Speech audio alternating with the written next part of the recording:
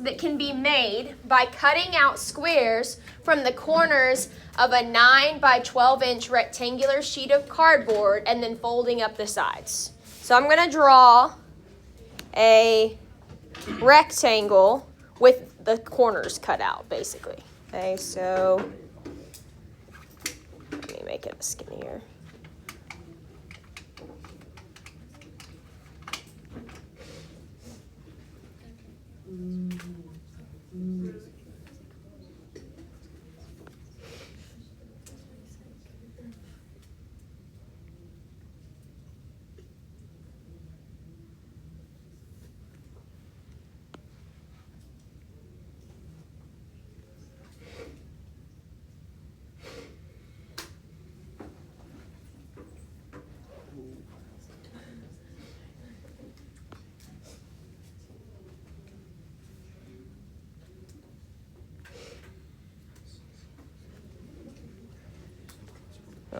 Too far.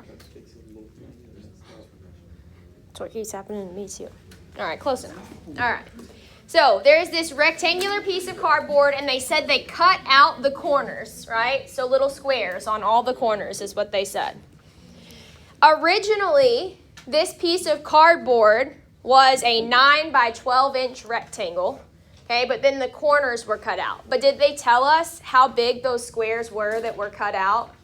No, okay. But in a square, what do we know about all of its sides? Equal. So, whatever the side is here, this side right here is the same size, right? So we can call all of these dimensions x, right? Okay. All right, and then normally, this is the shorter end of my rectangle, right? So that must have been the 9-inch side. But if we're measuring this way, right, this is how long this section is now, right? So how much did I take away on each end? 2x. On each end? Or just overall? Overall. Overall, right. Because I took out 1x down here and 1x down here off the length, right? So then we should be able to say the length of this side is now 9 minus 2x, right? Okay. And then similarly, we should be able to say something about this side over here that would originally have been a length of 12. How long is that side? 12 minus 2x. Right. 12 minus 2x, since we cut out a section x from here and a section x from here, right? These are like little imaginary squares that we cut out, right? Okay, so since we cut out those squares, it's saying you could now fold on like a dotted line here, here, here, and here. And if you fold up on those lines, it's going to make a box, right? Without a top on it. Okay, so this is our diagram for the specific scenario that they gave us, right? We've got this piece of cardboard. We cut out the corners. Here's some dimensions for this piece of cardboard. Okay, it goes on to say they want us to find the maximum volume of the box and the dimensions that would yield that maximum volume. Okay, well, how do you find the volume of a box? Right. So volume is length times width times height. So if I'm supposed to be coming up with an expression that would represent the volume, I need an equation that is length times width times height. So for my function of this equation, I'll use v of x since we're talking volume. What is the length of this box? 12 minus 2x. All right, and what's the width? 9 minus 2x. And what's the height? How tall is it going to be when I fold up the sides? X. It's going to be x tall. Right? Because that's how much we cut off the edge. So when I fold it up, this part, when it folds up, that's the height, right? Or this part, when it folds up, becomes the height, which we labeled as x. Okay, so now we have an equation they want us to come up with a sketch that would represent this graph. So let's type this function into our calculators. So go to y equals and type in this function. Now something to remember, guys, is we know polynomials can go into negative x and y values, right? But this is a real world problem. Are we ever going to have negative length or width or height? And are we ever going to have negative volume? So really, we only care about the positive area, okay? So if you wanted, you could go and set the window of your graph to only include the positive parts because that's all that's going to be relevant to us. So you might set your x minimum, to like 0 or maybe just below it, like -1, -2, just so it doesn't go too far. Okay? And same for your y minimum, because we don't want to see anything that's negative, right?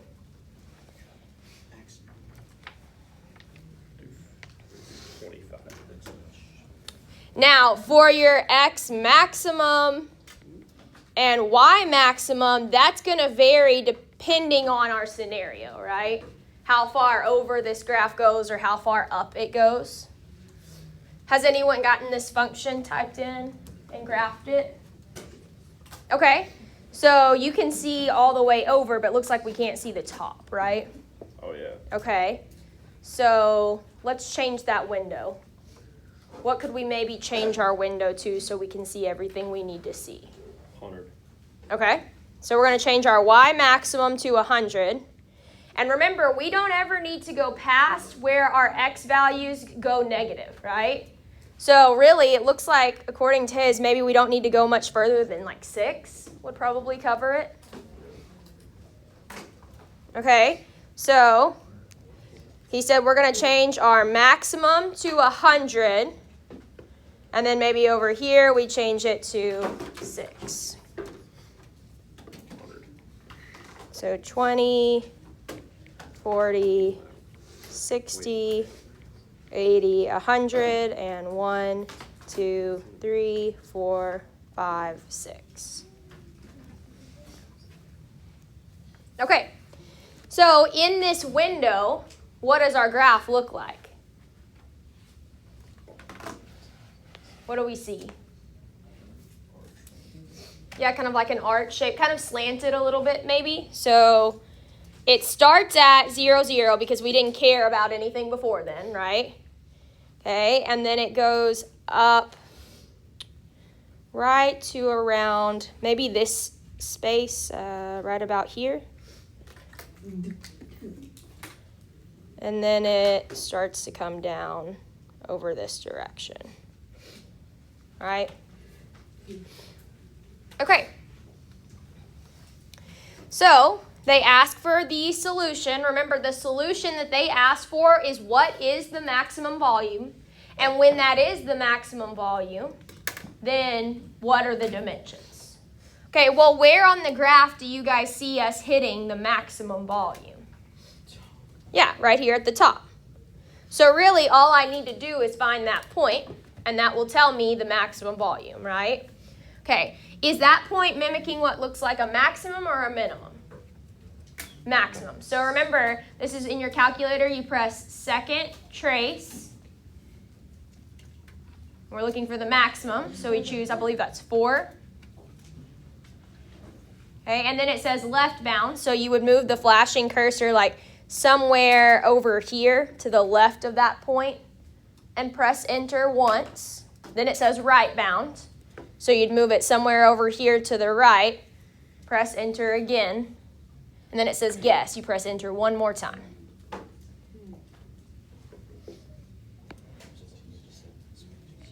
And where does it end up telling us approximately that this coordinate point is?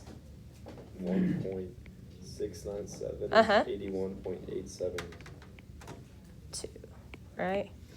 Yeah. Yeah, perfect. Okay. All right. So remember, this is the x value, this is the y value, right? Well, in our function, y would be this part, which was volume, right? So what is the maximum volume that this box can contain?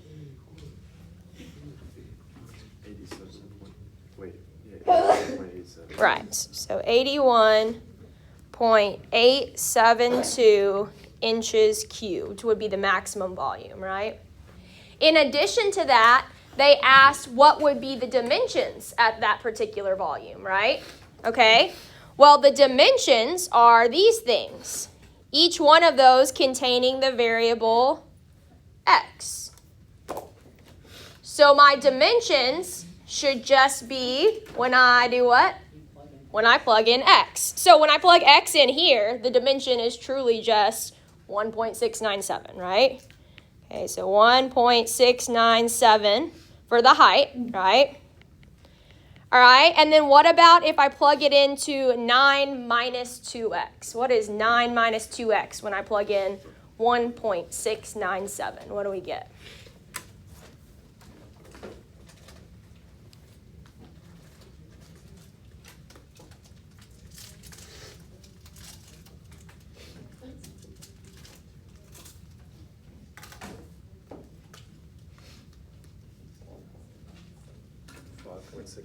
Right, perfect. Okay, so 5.606.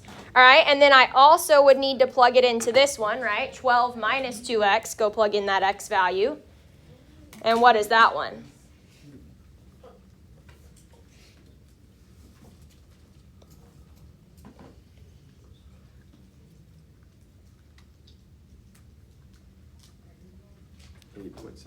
Nice.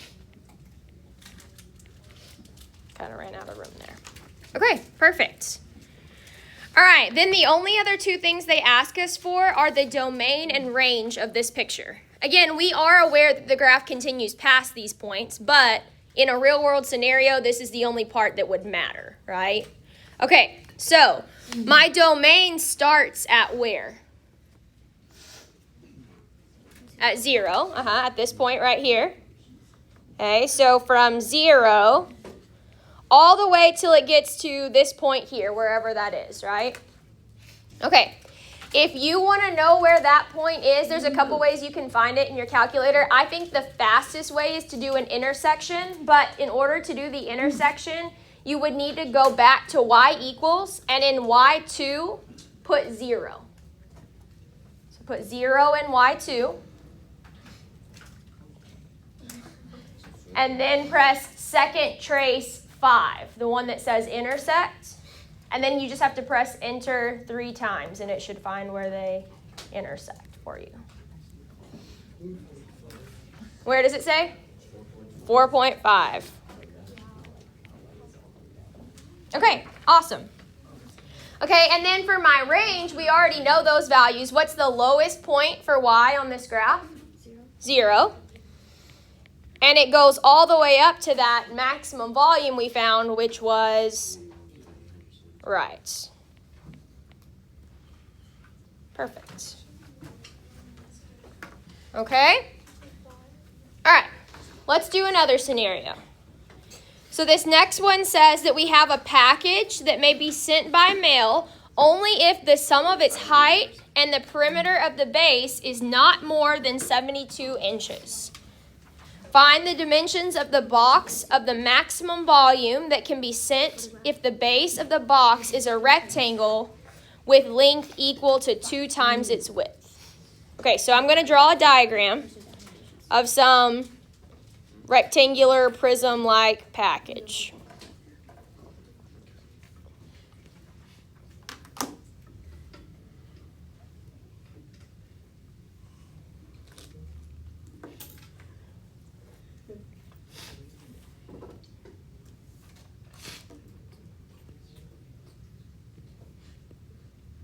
Okay, so it says in this package that the sum of its height and the perimeter of its base is not more than 72 inches. It also tells us that the base of this box is a rectangle with length equal to 2 times the width. Well, do we know what the length or the width is? Did they ever mention those dimensions? Okay, so those are our unknowns. Okay, length is 2 times the width, and we said we don't know the width, right? So what could we use to represent the width? W. Okay. All right. So then what would be what we use to represent the length if it's twice the width? 2W. 2W. All right. Okay, and we are told that the perimeter of the base, well, perimeter means add up all the sides, right? So that means this side would also be 2W, this side would also be W. So what would the perimeter of this base be? 2W squared. I heard somebody over here say it. 6W, right. So 6W. And the height, right? Perimeter and the height. They said cannot be more than 72. So 72 is its max, what we can say it's equal to. So then I could rearrange this and say that the height would be equal to what? 72 minus 6. Right. So then over here, I can say that this side, the height here, is 72 minus W. 6W? 6W, thank you.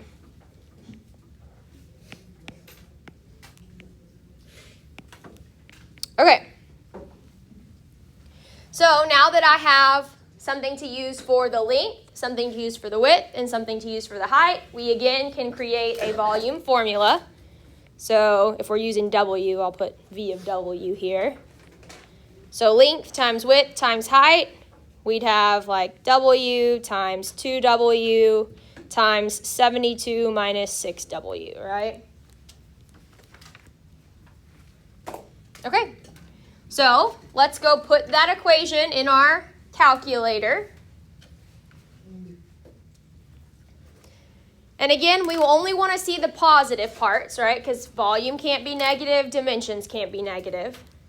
I just need to figure out what my Y max and X max should be set to so that we can make sure we see all of the graph. So let's type in that equation. Looks like we probably need to make it bigger, huh? Just by a little bit. Okay.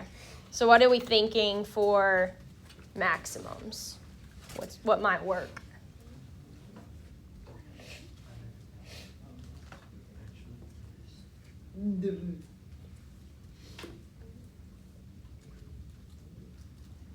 It's going to have to be pretty big, right, for that Y?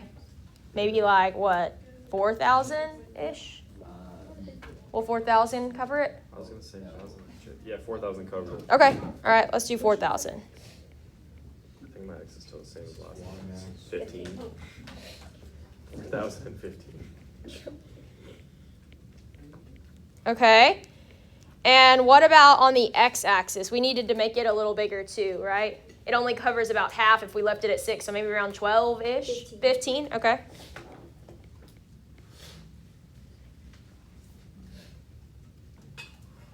So 5, 10. Okay.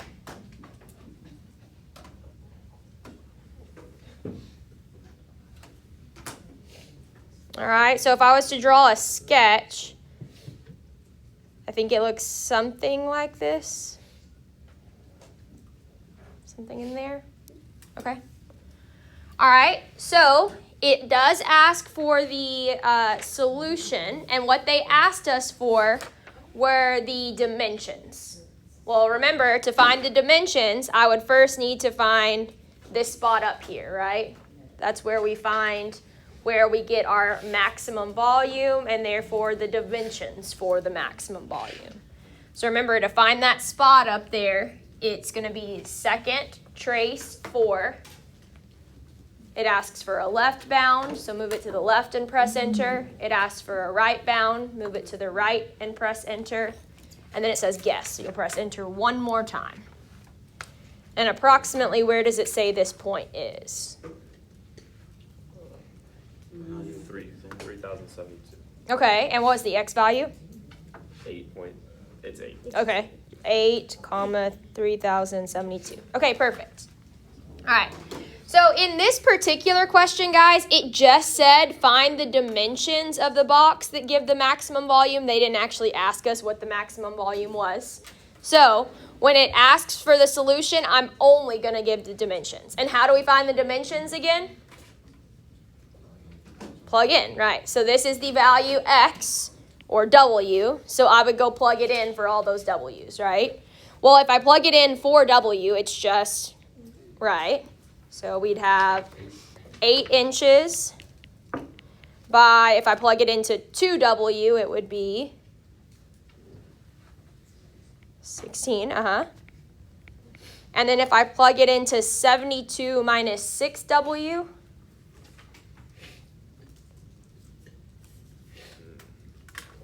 .24, perfect. So these would be the dimensions that would give us maximum volume. Okay.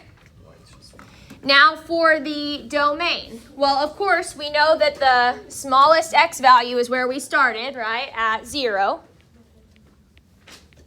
And then the largest x value is wherever this intersects over here, right? If you leave y2 to be 0, you can use that second trace 5 inner trick.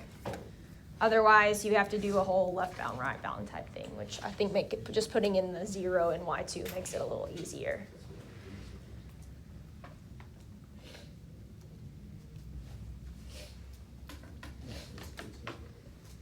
Approximately where does it say that intersects? 12. Okay. All right, and then for the range, we already know the lowest was 0, and we said the very highest was 3,072. Got it. Okay. All right, we got one more scenario we're going to take a look at. Okay, this one is a box, kind of like number 1, but it does have a lid this time. Last time it was an open box. This time it's a box with a lid. So it says 2 congruent squares are removed from one end of a rectangular 10-inch by 20-inch piece of cardboard. So you can see right here, they cut out the 2 congruent squares, right? Okay. And they're saying that originally that this entire side must have been the 20-inch side, right? Because it's the longer side. And that this side must have been the 10-inch side, right? Okay.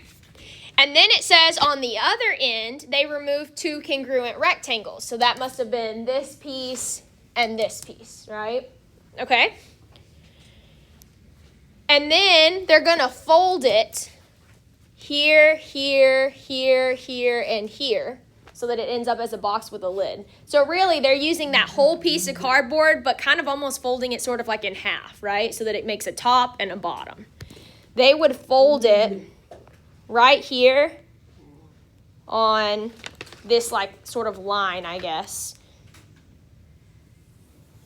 so that it will fold up and make a top. Okay, so keeping that in mind, we knew that this whole side was 20 inches, right? But they never gave us any dimensions for those squares or rectangles that they cut out. But again, in a square, we know that the sides are congruent. So we could say that the dimensions of these squares are x and x. Okay, and I would know that this piece right here then must also be x, right? And this part, I don't know about this part down here, but this part would also be x. And then same thing right here and right here. These dimensions are x and x. We don't necessarily know about the rest of the rectangle, but those pieces are x and x. Okay, like we said, we kind of are cutting it in half on this blue line. So if the whole piece of cardboard was 20, then that would mean that really this part is going to be 10 inches, and then this section over here is 10 inches, right?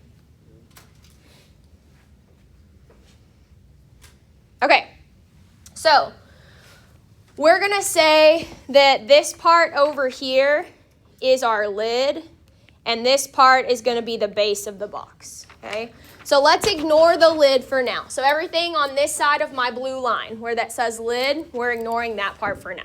Okay, I'm going to use the base to come up with my length and my width and my height, and then the box lid should just go on top, right? Okay, so for my base, I know that this side right here is 10 inches, right? From here all the way to this dotted corner. but I cut out this little dotted side right here. And how long is that side? X. So then I could say that this side right here and this side right here originally was 10, but we took out an x, right? So 10 minus x. Okay. Now this end down here, we know is 10, right? From corner to corner. How many boxes got cut out on this dimension? 2. So we would say that side measures 10 minus 2x. Perfect. Okay. And then remember, when we fold up the edges, like I fold up this edge and I fold up this edge, this is my height, right? So what's the height of this box? X. So we've got our length, our width, and our height.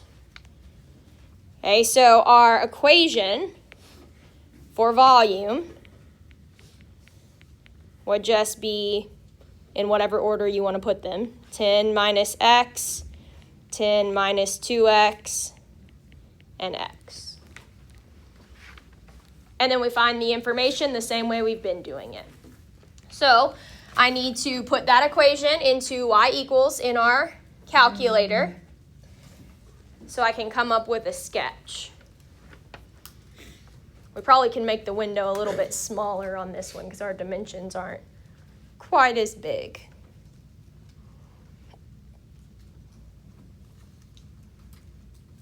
So for our window, what are you guys thinking?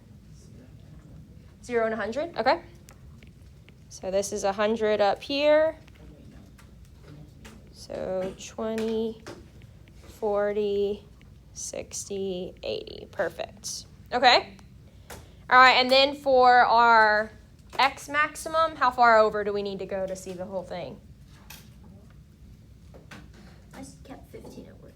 Okay. Is it pretty far? Okay, so it's going to hit it like halfway. Okay. So, okay, yeah, somewhere in between there. Like hers is going to have it pretty small. Yours is probably a little more spread out. I think it perfectly intersects at 5. Perfect. Okay, then let's do that. So he's thinking that it actually may hit right at 5. So we'll do 5. All right. So then if I were to draw a sketch, it would look something like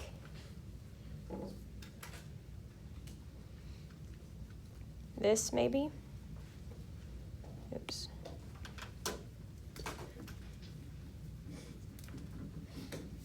Okay, and on this one, they did say determine the value of x that would result in the maximum volume and say what the volume is. So that means we need to find this spot, right? Because that's going to be the value of x that gives us the maximum volume and the actual maximum volume.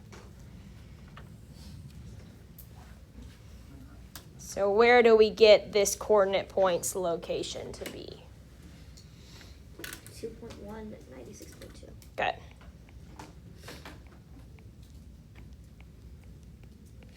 All right. So they asked what the maximum volume would be as well as what x value gives it that maximum volume. So I would need both of these pieces.